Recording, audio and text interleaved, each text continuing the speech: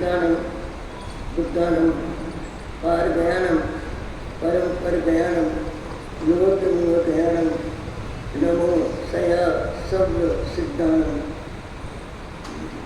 Covid नमस्कारो जिनवर वत्सहस्रबद्ध मानस संसार सागरो तारे नरम वरण नारी।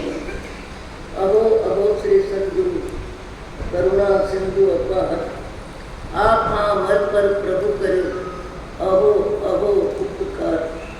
अनंत शुद्धात्माओं को नमस्कार। शुद्धात्मा स्वरूप प्राप्ति का लक्ष्य जिनका बन चुका प्रयत्नशील उन सभी साधकों को नमन नमन नमन। प्रभु परमात्मा देवाधिदेव भगवान महावीर स्वामी के शासन में राजस्थान की धरती कोटा शहर दानवाड़ी दादावाड़ी परिसर में आप हम सब लगभग 20-22 दिन से सत्संग और स्वाध्याय में आए दिन 1 घंटे का समय जिनकी रुचि है, जिनके पास समय है, जो आना चाहते हैं, जो सुनना चाहते हैं और कुछ एक व्यक्ति समझना भी चाहते हैं,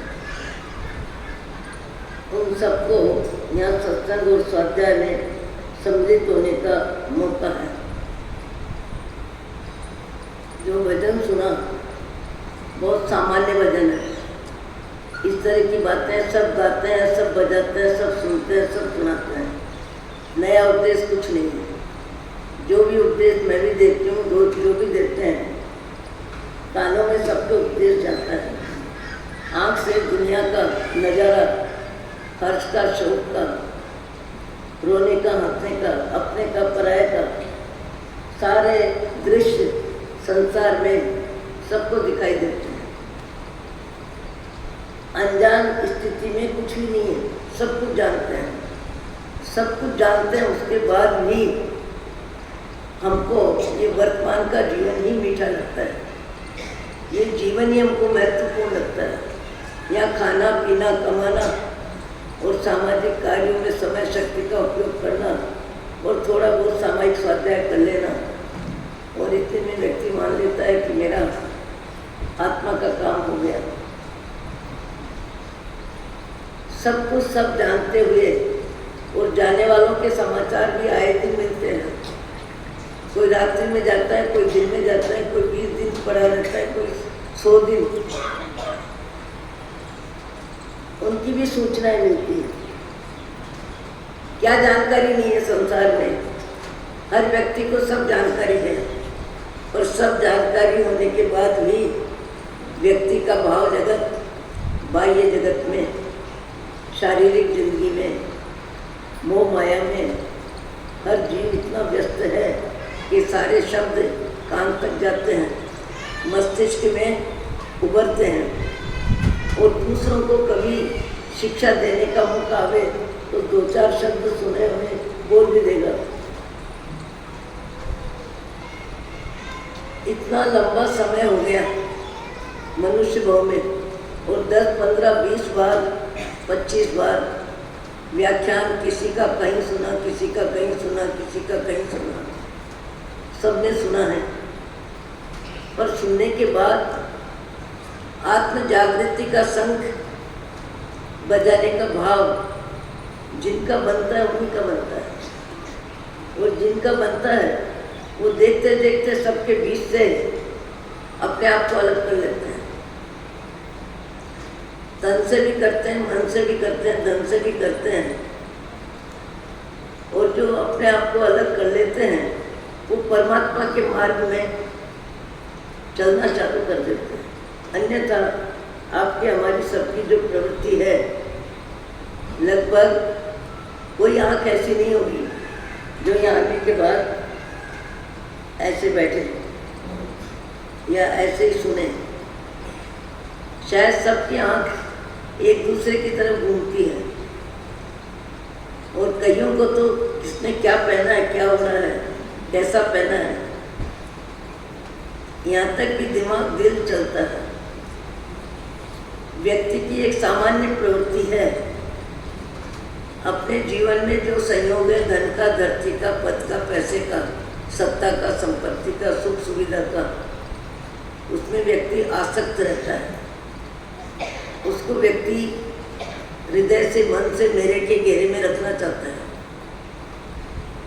और इतना ही नहीं है, जो मिला है, जितना मिला है, जिसको मिला वो पर्याप्त नहीं लगता है, पर्याप्त नहीं लगता है, संतोष धन नहीं आता है। संतोष धन कब आता है? जब 5वां अणुव्रत, महावीर के मार्ग में श्रावकों के लिए 5 अणुव्रत है।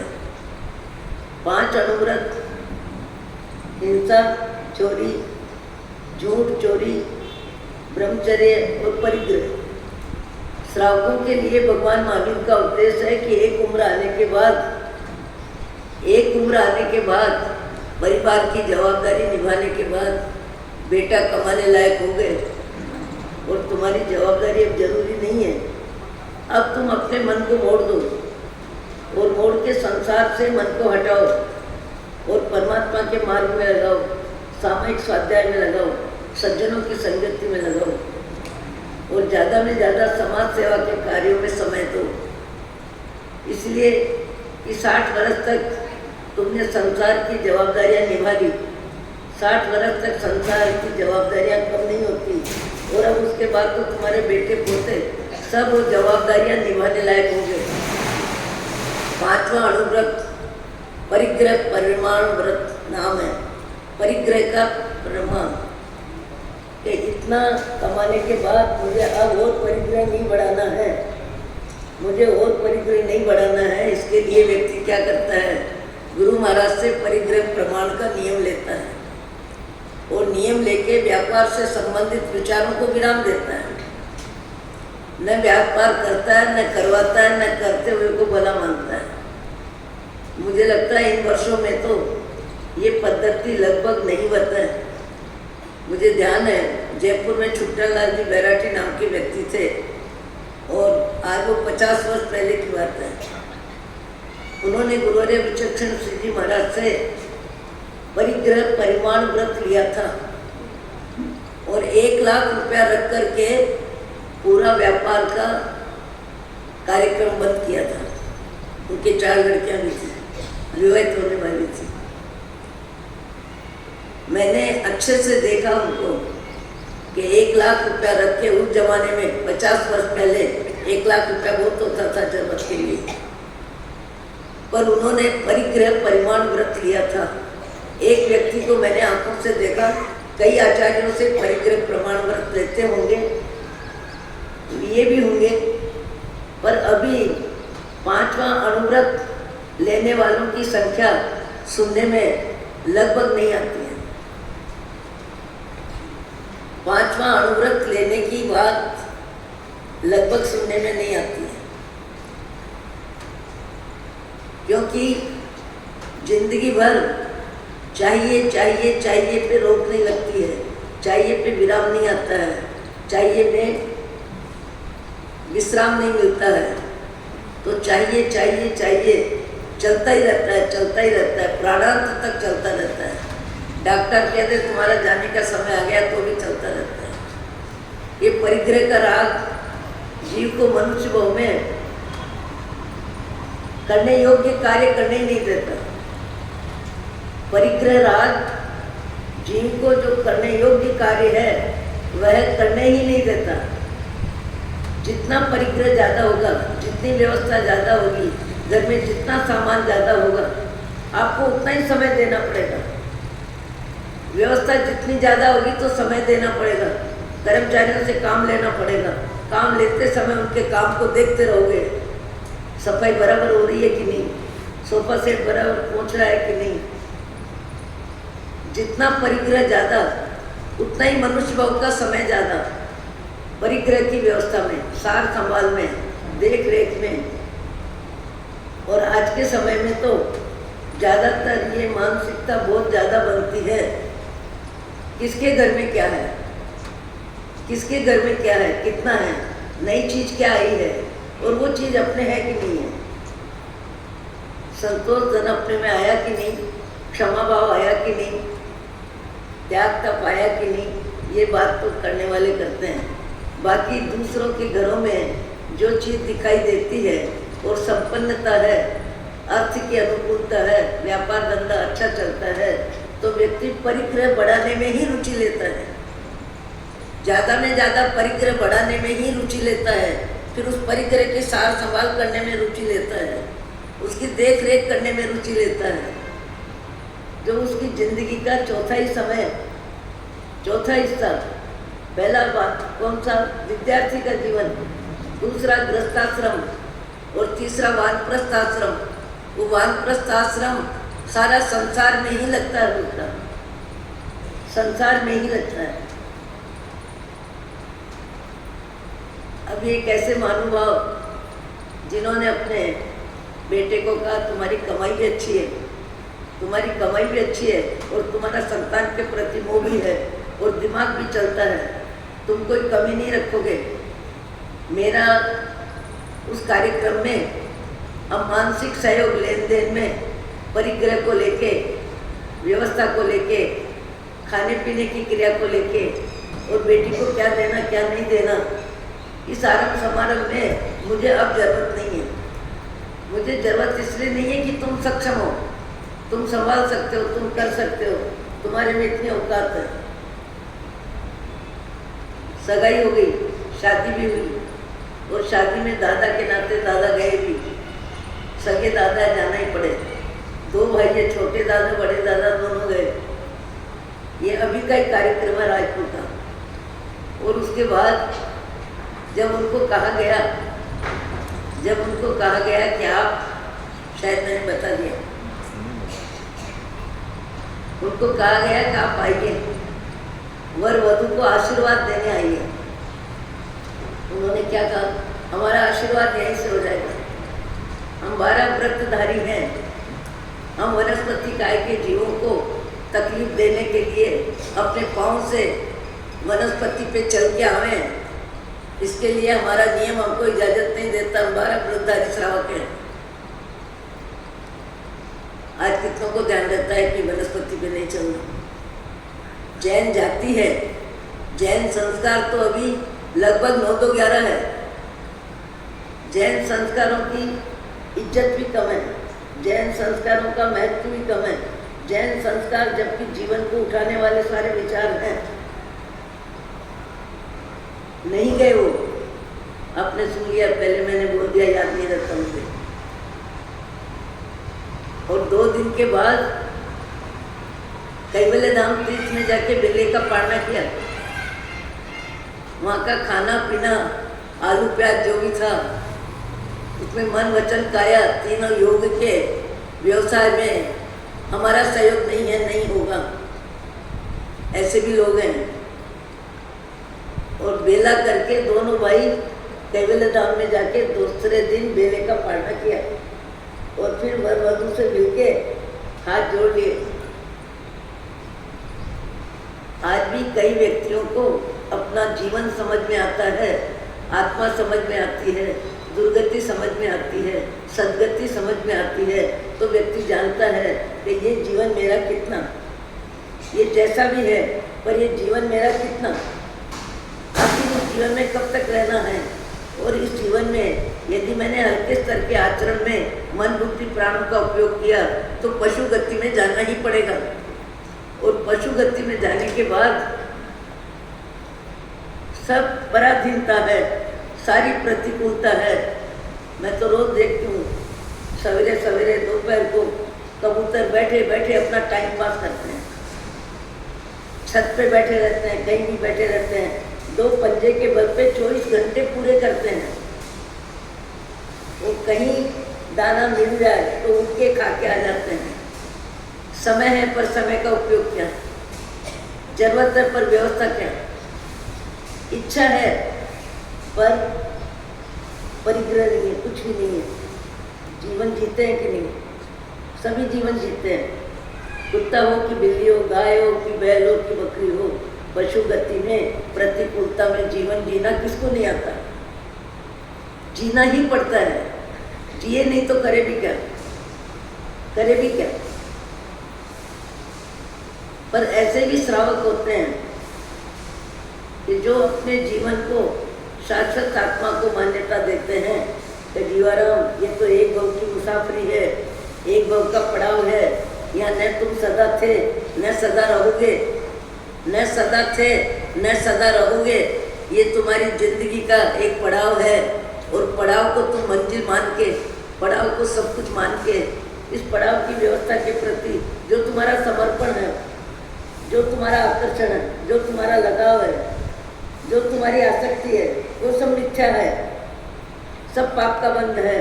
और इसका भुगतान पशु गति में जाके करना पड़ेगा। आंखों से देखो पशु गति कितने जीवों को दिख रही है, और उनके पास साधन क्या है, और वहाँ जो भी व्यवस्था है उसी में जी रहे हैं, उसी में जी रहे हैं।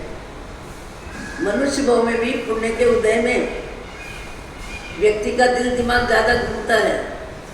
जहाँ पाप का उदय तीव्र है, सवेरे की रोटी बनी हुई चटनी कारीगर नौकर लेके जाते हैं फैक्ट्री में, और 1 बजे खा के काम धंधे लग जाते हैं। वहाँ त्याग नहीं है। कौन सा अपन कौन सा त्याग करते हैं? भोजन व्यवस्था में कटौती।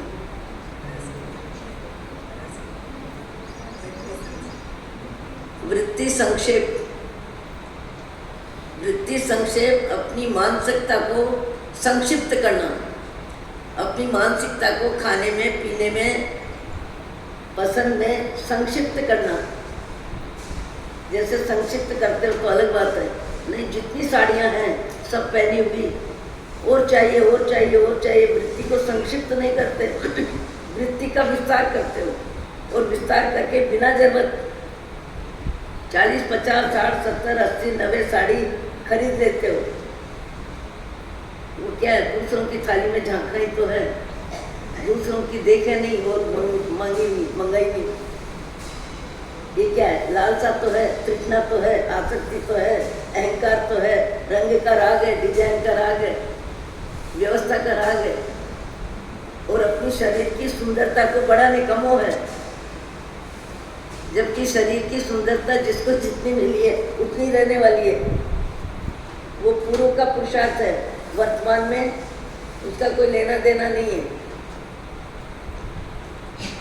देख पराई चुपड़ी क्यों ललचावे जी, लूखा सूखा खाए के ठंडा पानी पी। ये भी एक कहावत है। देख पराई चुपड़ी क्यों ललचावे जी, लूखी सूखी खाए के ठंडा पानी पी। ये दुआ याद भी होगा, सुना भी होगा, पर काम में कब लेते हो? कितनी बार लेते हो?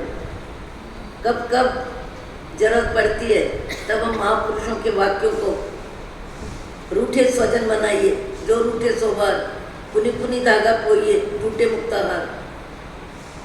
अपने पारिवारिक व्यवस्था में, सामाजिक व्यवस्था में, रिश्तेदार में, नज़दीक के व्यवहार में इसी वजह से किसी के साथ बोलना आना जाना कम हो जाता है, तो हमारे सूरदास जी जैसे, तुलसीदास जी जैसे संत कहते हैं रूठे स्वजन मनाइए, रूठे स्वजन मनाइए जो रूठे सो बार, पुनि पुनि धागा पोइए टूटे मुक्ता हार। मोती की माला टूट जाती है तो उसको बार बार मोती की माला को मोती में पुराए जाते हैं, बार बार पुराते हैं, फिर माला पहनते हैं। ऐसे ही ज्ञानी जन, संत जन, सज्जन व्यक्ति कहते हैं कि रूठे स्वजन मनाइए। इस संसार में आके वैर विरोध बढ़ा के ऊपर मत जाना, नहीं वो वैर विरोध कई भवों तक चलेगा, वैर विरोध कई भवों तक चलेगा। रूठे स्वजन मनाइए जो रूठे सो बार, पुनि पुनि धागा पोइए टूटे मुक्ता हार। कैसा हृदय होना चाहिए अपना? दूसरों की गलती को गौण करो, अपनी गलती को स्वीकार करो। व्यक्ति का पुण्य का उदय होता है तो दूसरों की गलती पे लालाप करता है। ये पुण्य का उदय जितना उपयोगी है, जितना आवश्यक है, जितना व्यक्ति को ऊपर पहुंचाता है, जितना व्यक्ति को नाम की ख्याति दिलाता है, और जितना व्यक्ति से समाज के लिए काम करवाता है, उतना ही, क्या बोल रही थी मैं, कि ये पुण्य जितना व्यक्ति को ऊंचा उठाता है, जितना नाम दिलाता है, जितना पुण्य बढ़ाता है, ये खतरनाक भी कम नहीं है। ये पुण्य खतरनाक भी कम नहीं है। पुण्य के उदय में आदमी अकड़ता है, पुण्य के उदय में व्यक्ति इतराता है, पुण्य के उदय में व्यक्ति अपने को कुछ मानने लगता है। पुण्य का उदय जितना उपयोगी है उससे ज़्यादा खतरनाक है। आपको भी यही बातें सुनाओगे तो क्या बातें सुनाएंगे? और सारी बातें तो आपके घर गृहस्थी में चलती है, खाने की, पीने की, पहनने की, ओढ़ने की, लेने की, देने की, रीति रिवाज, जन्म मरण परण, सब जानकारी आप लोगों को है। कौन सी जानकारी है और उसको हम काम में नहीं लेते हैं, वो जानकारी सत्संग में सुनाई जाती है। जानकारी है पर जानकारी को काम में नहीं लेते हैं। रिश्तेदार में एक दूसरे के साथ जितने संबंध होते हैं वहाँ जानकारी को काम में लेता है व्यक्ति, जानकारी को काम में लेता है कि उन्होंने अपने यहाँ कार्यक्रम में अपने को 3 दिन बुलाया था, अपने को बुलाना है। उन्होंने 2 दिन बुलाया, हमको भी 2 दिन बुलाना है। उन्होंने हमको 1 दिन बुलाया, उन्होंने 1 साड़ी दी, हम भी 1 साड़ी देंगे। उन्होंने, भाई ने मेरे को सोने की चूड़ी दी, मैं भी दूंगी भतीजी की शादी में। कितना लेखा जोखा चलता है, कितना दिमाग काम करता है। मोह की जिंदगी में व्यक्ति कितना व्यस्त रहता है और मापतोल चालू ही रहता है, मापतोल चालू ही रहता है। अब ये चिंतन तुम्हारा चलता है क्या दिन भर? ये चिंतन चलता है तो हाथ उठाओ, मैं सुनाऊं नहीं।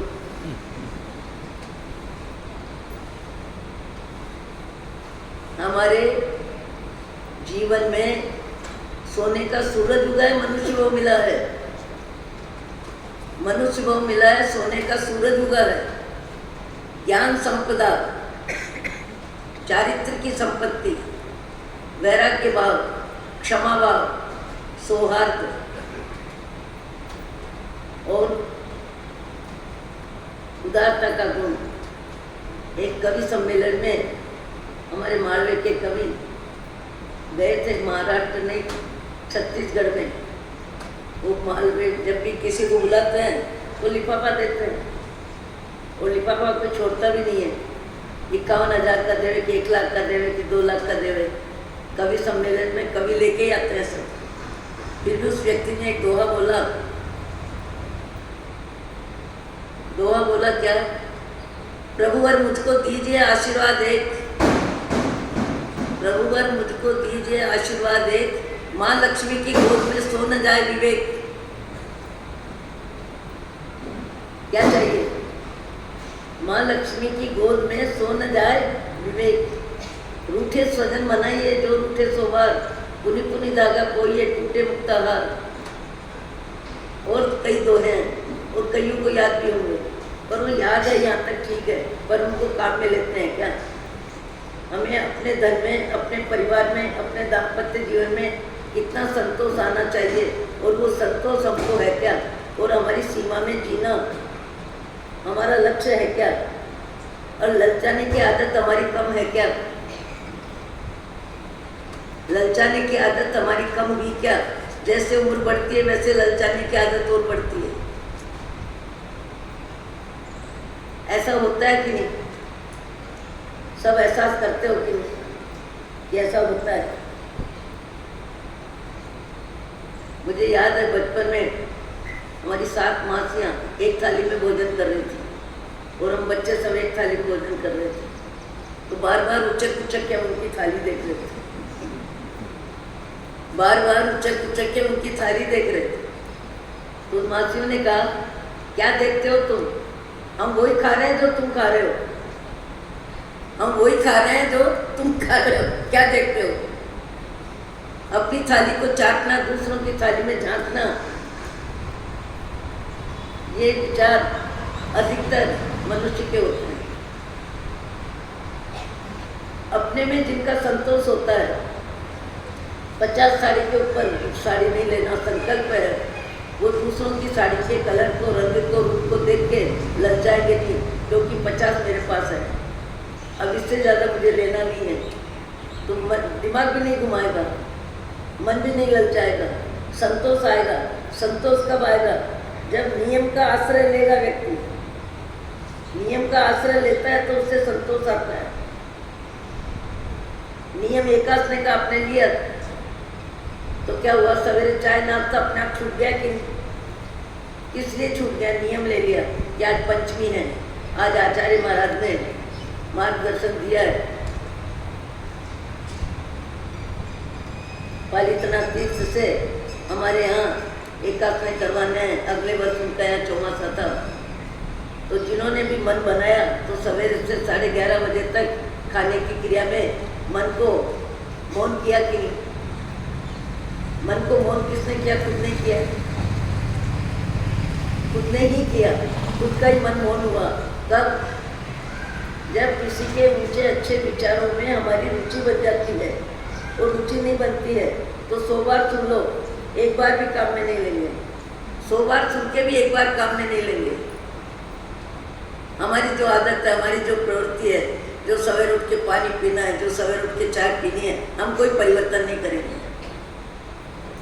परिवर्तन करने की जरूरत नहीं है। परिवर्तन करो मत। पशु गति में जाके यही व्यवस्था लेना तो बलिहारी है।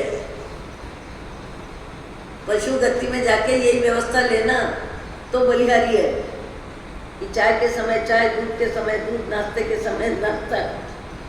पशु गति में, त्रियंच गति में, पाप के उदय में जीव की जरूरत की कितनी ज़्यादा कटौती होती है। और ये जीव है जो सहन करता है, स्वीकार करता है। मैं रोज देखती हूँ सवेरे कबूतर सामने 100-200 बैठे रहते हैं। कोई काम नहीं है, कोई काज नहीं है, पर उनकी जिंदगी में 2 पंजे के बल पे 24 घंटे बैठे रहना है। इससे ज़्यादा कोई कार्य ही नहीं है। खाने पीने की व्यवस्था कहाँ है? पूरे दिन मुंह हिलाते हैं क्या? मनुष्य भाव में कई व्यक्ति पूरे दिन मुंह हिलाते हैं। कई व्यक्ति गुटखा खाते हैं, कई व्यक्ति पान खाते हैं, कई व्यक्ति तंबाकू खाते हैं। हर समय मुंह हिलाते ही रहते हैं, मुंह हिलाते ही रहते हैं। और कई व्यक्ति नियम के अनुसार अपना मुंह बंद ही रखते हैं। अभी 85 वर्ष की उम्र में जयपुर में केसरी चंद जी क्या गोलछा, उनका देहांत हुआ। शुरू से ही धार्मिक प्रवृत्ति, सामायिक करना, पूजा करना, नौकासी करना, कोसी करना, एकात्मा करना, उपवास करना, सारे नियमों का। और अभी व्याख्यान मोहनबाड़ी हो गया था तो शहर से 4 किलोमीटर दूर हो गया। अभी इस बार विचक्षण भवन में व्याख्यान है। रोज सवेरे व्याख्यान में भी आते थे, स्वाध्याय में भी आते थे, प्रतिकोण में भी आते थे। और प्रतिकोण में रोज 24 के पचक खान लेते थे। वर्षों से 24 के पचक खान। और रात्रि 12 बजे अचानक पत्नी को बोलते हैं मेरे को जरा जीव घबराता है।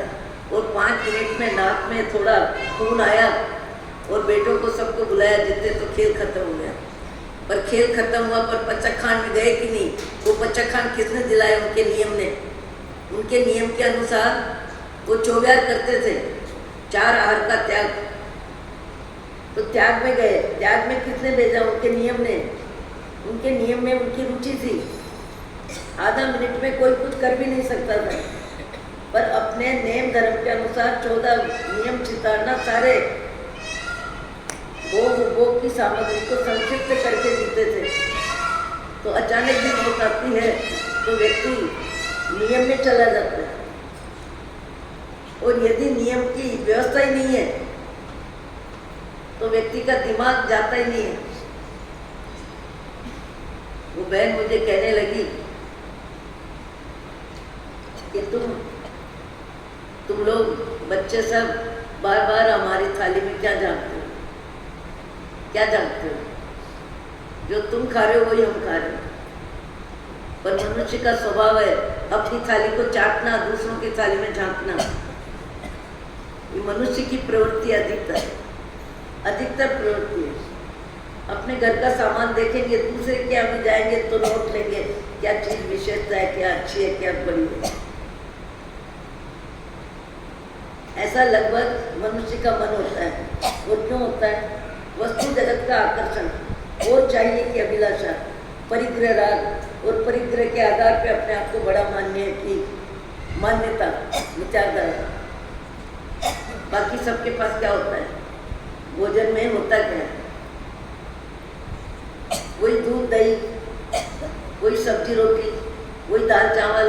किसी के पास 3 सब्जी है, किसी के पास 2 सब्जी है, किसी के पास 1 सब्जी है। और होता क्या है,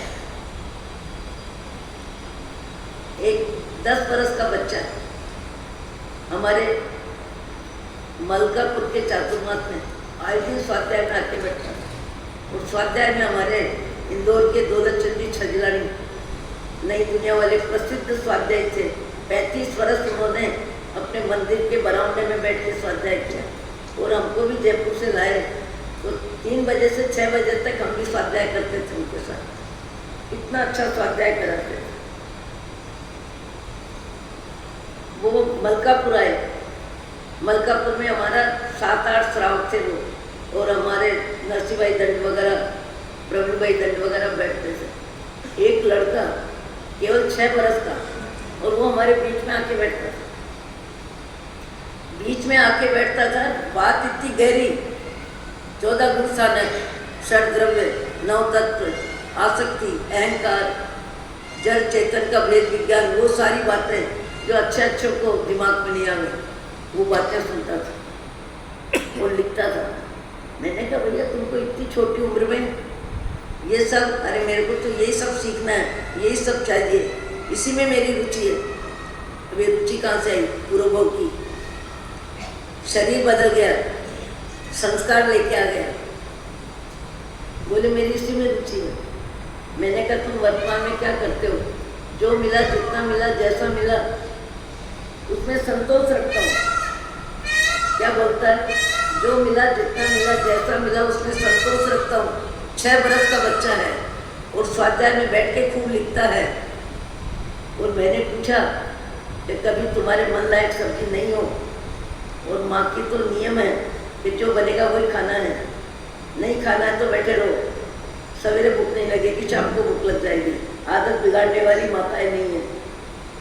उस माँ की ऐसी आदत थी कि जो तुमको पसंद है उसका महत्व नहीं है, जो घर में बनेगा वो खाना है। तो बोले, मैंने कहा तुम क्या करते हो? बोले क्या करता हूँ?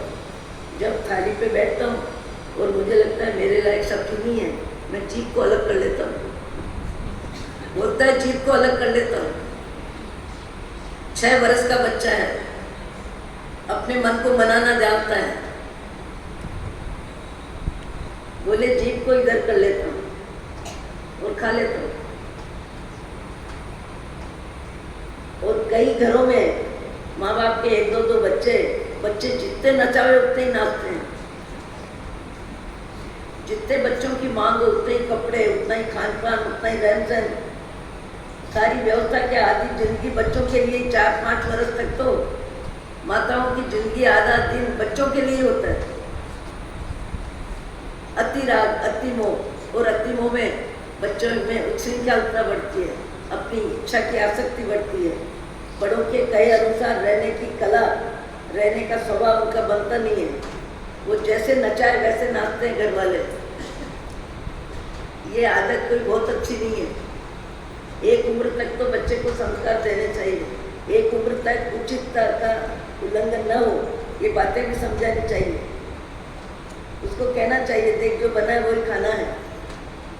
हॉस्टल में तुम जाओगे तब 2-3 वर्ष वहाँ रहोगे, तब क्या खाओगे, कहाँ से खाओगे, जो बनेगा वो खाओगे कि नहीं? बच्चों को बचपन से ही तालीम देनी चाहिए। 3 बरस की उम्र में कपड़े बदलाने की आदत नहीं बनानी चाहिए। 2 बरस की उम्र में कई पैसे वाली महिलाएं 2-2, 3-3 बार कपड़े बदल देती हैं, और बच्चे को पता ही नहीं है क्या कपड़े बदल रही है। वो माँ की ममता, माँ का मोह, फिर उसकी भी आदत बन जाती है। 3-4 वर्ष का होने के बाद वो भी अलमारी में से निकालता है कि ये पहनूंगा, ये पहनूंगा, ये पहनूंगा। आदत बिगाड़ी किसने? जीवन जीने जैसा मिला है, पर जीवन को जान के जीना आता है, उन्हीं को आता है। मनुष्य जीवन का आनंद, मनुष्य जीवन का महत्व है, मनुष्य जीवन की उपयोगिता।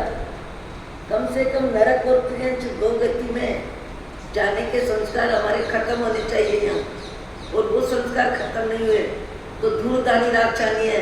ये जिंदगी है कितनी, ये जिंदगी है कितनी छोटी सी है, 60, 70, 80 वर्ष की, और कईयों को तो 50 में चले जाते हैं, 60 में चले जाते हैं, 55 में चले जाते हैं, 20 में चले जाते हैं, 10 में भी चले जाते हैं। सबको समय भी कम मिलता है, और समय मिलता है तो बुद्धि भी कम मिलती है। अच्छे विचार भी कहाँ मिलते हैं। सारे अनुकूल संयोग मिलना, बड़े भाग मानुष तन पावा। शरीर स्वस्थ मिलना और घर में अच्छे संस्कार मिलना, अच्छा वातावरण मिलना, खाने में पीने में हल्के संस्कार वाले लड़कों की संगति से आपके बच्चे दूर रहे। ये जवाबदारी किसकी है? माता पिता की। ये जवाबदारी समझने में दिल दिमाग किसको काम में लेना चाहिए? आज तो कहोगे महाराज कोई बच्चे सुनते ही नहीं, पर शुरू से हमने सुनाया नहीं इसलिए सुनते नहीं। मेरे को एक श्रावक ने कहा जयपुर में, पूरामल राजमल सुराना, बोले हमारे पिताजी 9 बजे गेट के अंदर आके बैठ जाते थे। 9 बजे के बाद कोई बेटा घर से बाहर नहीं रह सकता, घर में आके बैठ जाते थे गेट के अंदर। किसी को भी हिम्मत नहीं थी कि 9 के बाद वो बाहर रहे। अनुशासित जो स्वयं रहते हैं वही अनुशासन दे सकते हैं। जिनके स्वयं के जीवन में अनुशासन नहीं, वो दूसरों को क्या अनुशासन देंगे तो उनका अनुशासन मानेगा कौन? कहेंगे आप क्या करते हैं, सीधा ही बोल देगा आप क्या करते हैं। आज लिहाज तो है ही नहीं, बड़े छोटे की शर्म है ही नहीं, भाषा में शब्द व्यवस्था मुंह पटे। आज का समय जितना बदला है, जिस तरह बदला है, आपको हमको एक बात खास सीखनी है। बची हुई उम्र में, बची हुई जिंदगी में अपनी थाली को चाटना और दूसरों की थाली में झांकना, दोनों में क्या करना? विराम विराम विराम। अपनी थाली जो है उसमें भी राग कम करना है, मोह कम करना है, आसक्ति कम करनी है तो पहनना है, पर दूसरों की थाली में झांक के क्या बढ़िया ड्रेस है, क्या डिजाइन है, क्या अच्छी साड़ी है, कितने भाव बनते हैं, कितने भाव बनते हैं। और भाव बंधन में आत्मा में पाप का बंध होता है। कभी खरीदेंगे, बाजार जाएंगे, पैसे होंगे, कितने विचार कितने विचार कितने विचार। और इन विचारों की कीमत क्या? इन विचारों में आवश्यकता क्या? इन विचारों का परिकर बढ़ाने की जरूरत क्या? जरूरत क्या? आप लोग बोरियत को होते होंगे सुनते सुनते। 10 मिनट पहले कर देते हैं। अहो अहो श्री सद्गुरु करुणा सिंधु अपार, हमारे प्रभु अहो अहो उपकार जे स्वरूप समझा पायो दुख अनंत समझाव्यो एक नमो श्री सद्गुरु भगवान परम पुरुष प्रभु सद्गुरु परम ज्ञान सुख धाम जेहने आप्यो भाननि तेहने सदा प्रणाम। देह छता जेहनी दशा वरते देहाती ते ज्ञान